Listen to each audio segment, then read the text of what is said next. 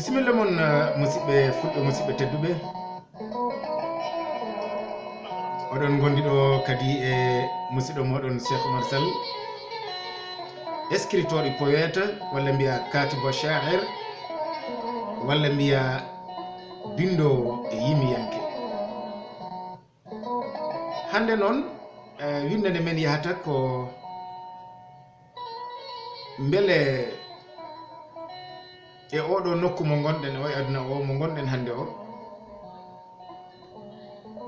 beele eɗen gondiɗo e woɗɓe tawi ko yimɓe hono no yimɓe ni siforte ko wona kulle ɗe ko wona mumanteje ɗe walla toon to dow meɗen gila weeyo ngo ha dow asmanuji to mate tagoje Allah goɗɗe nan toon. tawi ɗum ko bani adama nde wanno so humpito mum yajani ene wawi namdade ɗum wonnon ko sohla meɗen kadi andude kon tan e saaha kala sen duttima e Qur'anul Karim mayen paam ɗum noon eɗen jaaha joni namdade beele e ngoɗo weeyo e oɗo ɗiɗo nokkuji ko wona enen gila dow ɗo tan ɗo dariɗen ɗo fayi dow weeyo ngo ha dow asamanuji ha to en mbawa sifade beele won gueɗe gonɗe hen taw ko guurɗe poofoje taw ɗe poofat taw eɗe guuri eɗe jogui wonki taw eɗe guuri e nder ɗeɗon koode gonɗe dow ɗum woni dow to ɗum woni namdal men hande en jiiɗa junnade hen noon wannoon bindanɗe men en jaɓata juuta no feewi sen teskima gila ko ɓooyi ɗeɗon namde anduɓe weeyoji ɓe hono anduɓe falak ɓe ene eto jabade ko namdi kiniɗen ɗo ko saabu enen gonɗen ko e namdi kinade ko kamɓe namdoto gila e duuɓi capanɗe ɓe etima yaade haɓe jotto lewru ndu eɗen gandi kam e nogas lewru jeeɗaɓuru e hitande ujunere e temedde jeenayyi e capanɗe jeegom e jeenayyi ɓe etinoma yaade ha to lewru to ɓe jottima e hoodere ɗo ganduɗa ɓurti ni wawde softindeɓe e nden ɗon ɗaɓɓande nde ɓe jahata e hoore muɗum. kettoɗen gando goto biyeteɗo Drake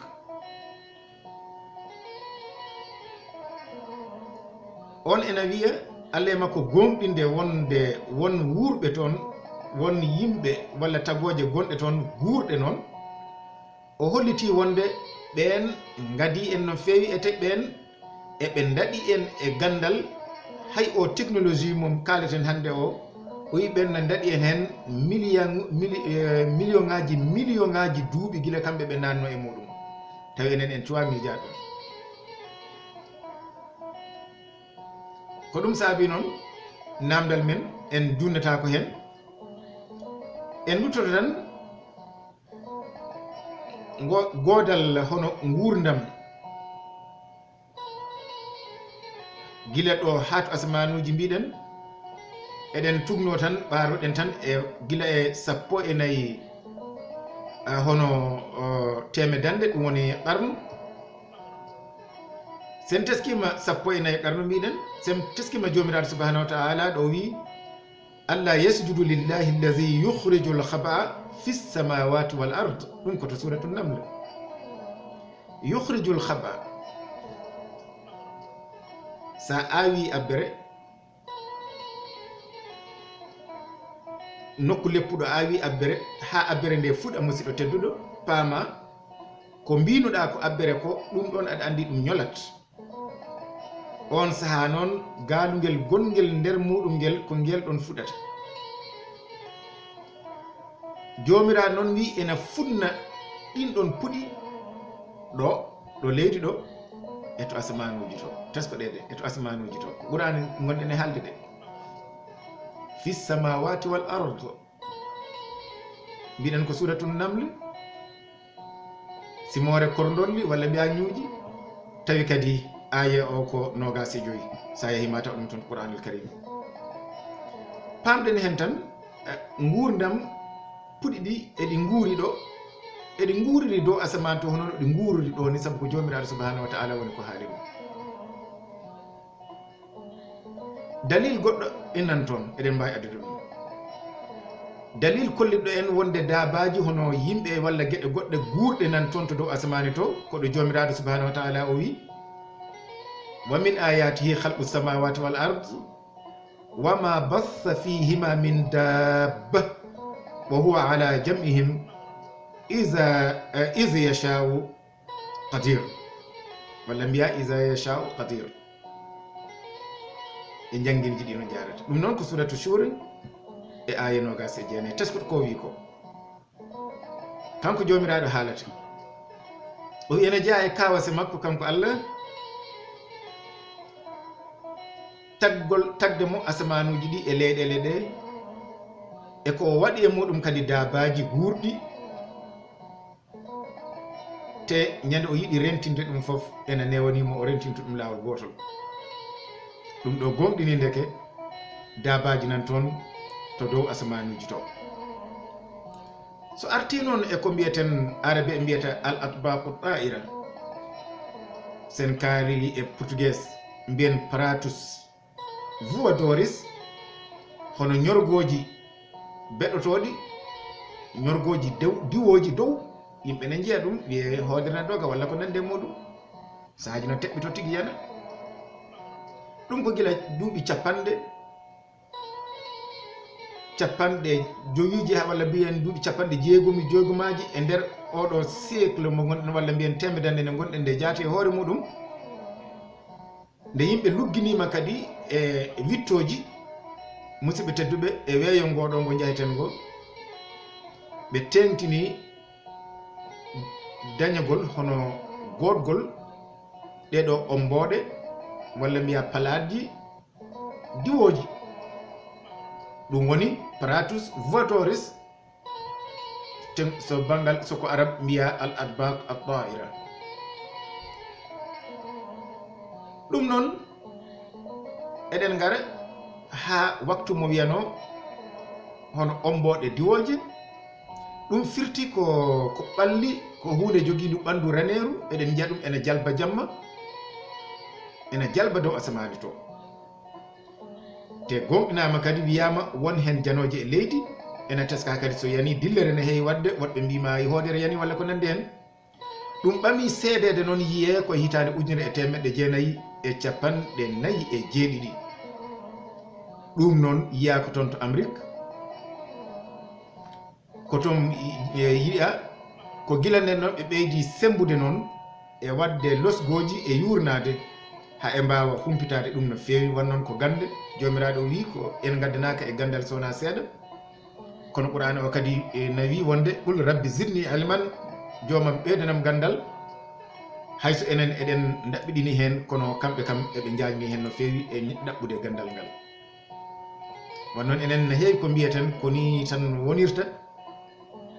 mbiyen ko mustahil wawa wonde kamɓe noon ko e mustahil wiide wawa wonde ko hen ɓe jaggi ha hande eɗen kaala e ɗeɗo karalleje mbeelu men na yiye sawtuji men na nane tawi ko kiloji ujunnaji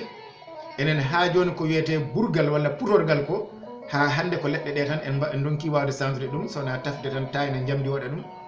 ha hande wadde tan taw ena yirlano hoore muɗum en donki ɗum wadde ala ko haali ko heddi ko musidɓe tedduɓe nde wonno ngamela kañum e yidde majjude wiide wonde ɗum ɗo wawa wonde eɗen jari bora ɗum no fewi wona wonde en ngala haqqillaji mijotoɗi ko woni caɗele meɗen seɗen mijotoɗen koye woɓɓe en mijotako e nder koye meɗen musidɓe tedduɓe saka mbawen ɓulnade ko meɗen ko mbawen ɗum wattude hunde joni noon eɗen garta wiide so tawi eɗen gurdi nden e woɗɓe e nokkuji ɗi gonɗen ɗi ɗum noon en jurnoto ha joni to Qur'anul Karim to wa min ayatihi khalqu samawati wal ard wa ma bassa fihima min dabbatin wa huwa ala jam'ihim iza yasha'u qadir eɗen keewi walillahi yasjudu ma fi samawati wa ma fil ardi min dabba wal malaikatu wa hum la yastakbirun eɗen keewi eɗen jillodiri e maɓɓe eɓe kutoro en kadi hono no kutortoɗen ɓe ni anduɓe men no kutoroɓe eɓe kutoro en jaati e koye meɗen ko ɓuuri hewde ɓe jiyeten rafaɓe haqqillaji koye kutorɗe maɓɓe ɗum noon wona haqqillaji foof mbawata famde ko jiɗɗen haalde ɗo ko ɗum waɗi en jogorani lugginade e on ɗon banggue en ƴeewat tan Qur'anul Karim habri en gurnam ena woodi dow gurnam ena woodi less ɗum ko Qur'an o haali ɗum gila e 14 temedande Qur'an o holli e ɗum ɗo wi wa min ayatihi khalqu samawati wal ardi wa bassa fihima min dabba musidɓe tedduɓe en dartoto ɗo e windane men hannde namdade beele ko enen tan goni tagore wurde ɗo asaman ɗo e to leyɗele to eɗen kadda ɗo e moɗon tawi ardinanno on windane nde kadi ko musidɗo moɗon Cheikh Oumar Sall e programme meɗen biyeteɗo ko kewi oɗo ko kewi noon ko cakteteɗo e nokkuji ɗi kala to radio meɗen kabaruji Taptal Pulaar Guinée Bissau kono noon kadi to télévision radio kabaruji Taptal Pulaar Guinée Bissau ko honnonne kadi to TV Taptal Pulaar Guinée Bissau e nokkuji ɗi kala en mbiyama jomiraɗo wi en qul rabbi zidni ilman ma en garto e windande wonde namdoɗen holko taki jalaŋuji ɗi eɓe mbaɗa jalaŋuji ɗi eɓe gonɗina ɗum mbete noon eɓe gonɗini wonde ko jalan o tan walla eɓe gonɗini kadi eɓe gandi kadi gonɗo dow o ko on woni Allah goto o to haqqillaji maɓɓe beele ɓe jagguiri kon ɗo jalaŋu on tan so tawi ko jokkodiron hakkude maɓɓe e Allah o mawɗo o ɗum woni intermédiaire walla ala ma en gandu kadi hol gurdam kon jalawon ma en paam wonde ko tagoje Allah gonɗe dow asamani ene mbiye ay quna ko kon tagowon Allah gonkon toon ko kon ɓe guindirta soko hayre ɓe joɗɗiniga soko ƴiyal ɓe ñiɓi soko alladu kala ko wawi wonde ko inde goto e ɓeeto ɓe tottata ɗo on saaha ɓe gara eɓe ñaago ɗon jomiraɗo noon wino en to hadith mum al qudsi kala ɗo nodduɗamo o nototo kala ɗo nodduɗamo tan o nototo eyi ɗum noon nde wonno omo tagi asamani alijanna o e jaygol ngol sikki ala kala neɗɗo noddirta mo ko kanko nototo ɗum toon heddo noon seeɗani homta ɗum eyi sikka mataw ko ndun ɗon talkuru